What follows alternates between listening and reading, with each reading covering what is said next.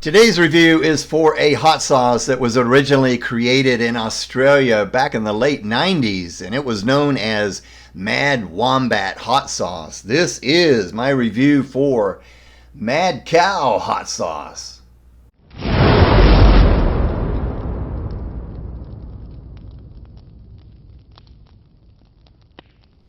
What's going on, guys? It's Bill Moore back again with another hot sauce review. Now, today's review is really special because this particular hot sauce has quite the history that goes back many, many years.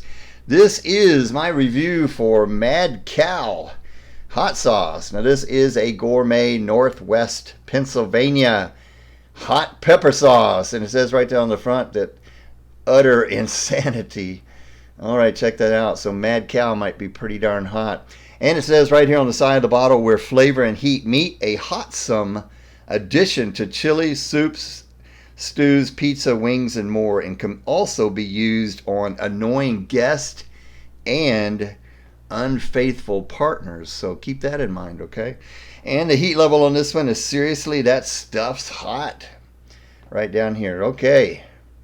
Let's get into this one, guys. Mad Cow hot sauce. Now, this product was sent to me from Tad Jakes and Kit Voos, and they've got quite the story. I want to read a little bit about this here. It says Mad Cow was first introduced as Mad Wombat. What in the heck is a wombat? Well, there's a picture of the Australian wombat right there. Cute little thing, isn't it? It says it was first introduced as Mad Wombat in the late 1990s as an Australian hot sauce that Tad bottled while an expat living in Sydney. He was part of the Aussie chili head community and traveled the festival circuit. Mad Wombat placed third in the best international hot sauce in Chili Pepper Magazine's 2000 annual competition. Years later, living in Strongsville, Ohio, and prompted by friends and Mad Wombat aficionados, we began bottling again as Mad Cow, upgrading the pepper from habanero to ghost pepper. Well, the habanero was pretty darn hot back in the 90s, right? 10 years later, and a move to Pennsylvania, Mad Cow is once again being bottled with an upgrade to, what else? The Carolina Reaper pepper. This time with two goals, pleasing the chili head's palate and helping others. In its latest incarnation, Mad Cow is produced and bottled by our outreach, Harvest 912. Harvest 912 is a 501c3 which focuses on providing foot care clinics, medical evaluations, new shoes, and other necessities to the homeless and those less fortunate. The COVID-19 outbreak of 2020 caused a surge in homelessness and a lack of basic medical care for those in need, and our faith prompted us to act.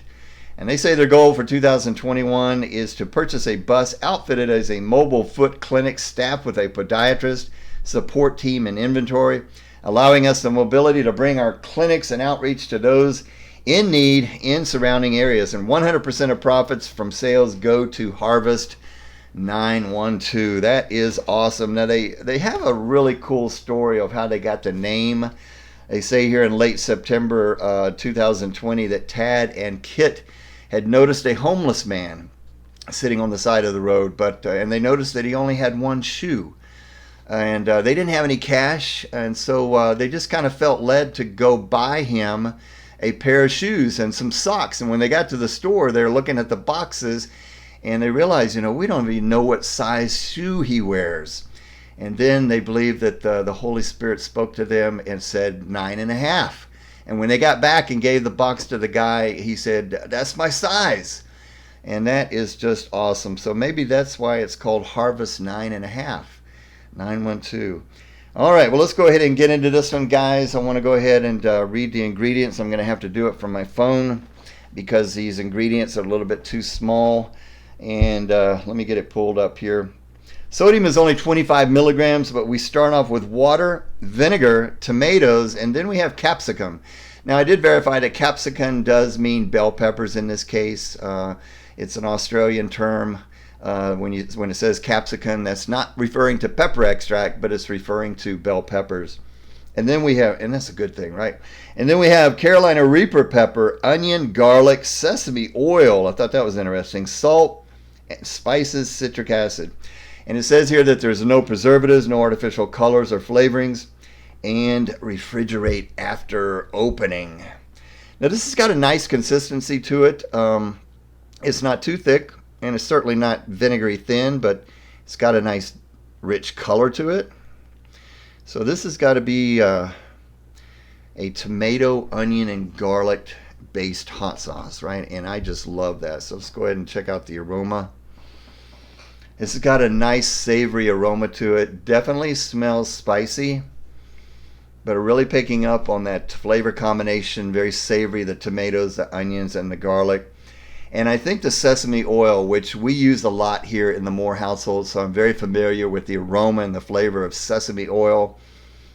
So I believe you're getting a little bit of that nuttiness that sesame oil brings. There's some other spices in here. I don't know quite what they're using, but I'm kind of thinking there might be ginger in here. I'm just kind of getting that warm, peppery ginger kind of vibe that would be fitting with the sesame oil and the garlic, but just not quite sure. But it does smell it like it's got that ginger in it.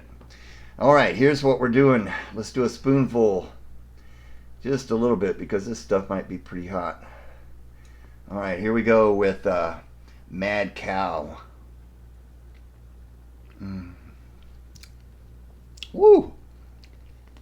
Man, when you taste this, just all the flavors just explode in your mouth. And bam, the heat of the Carolina Reapers starts to fill the mouth and do its thing with that super hot oven hot burn. But beautiful flavor on this one. Savory tomatoes, onion, and garlic. I love the use of the sesame oil and the other type of spices in here, possibly ginger, which is really kind of brightening this up a little bit, giving it a very unique back flavor to this one. Really, really good. Yeah, you can taste the Reapers in here. They're definitely doing their thing, bringing some heat. Let me show you what I did with this one, guys. I thought this was so good on my wife's Korean beef bulgogi. Also had that with some fried rice, and Mad Cow is fantastic on Korean food. So I think it would be really good on all types of Asian cuisine. Everything from pizza, burgers, tacos, chicken wings, but fried rice, sushi, stir-fry dishes, noodle dishes, I think it'd be fantastic. So, woo, heat on this one, I think it's a solid 7, maybe a low 7 out of 10 for heat.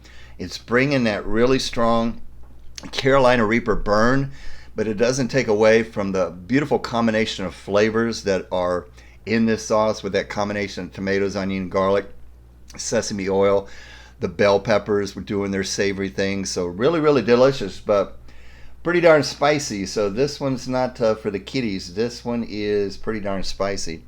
So Tad and Kit, thank you so much for sending this. I greatly appreciate it. So guys, check them out. You can find them at harvest912.org. That link will be down in the description. And guys, thanks for watching. Stay tuned for more. And until the next time, make sure you enjoy the burn. We'll see you guys later.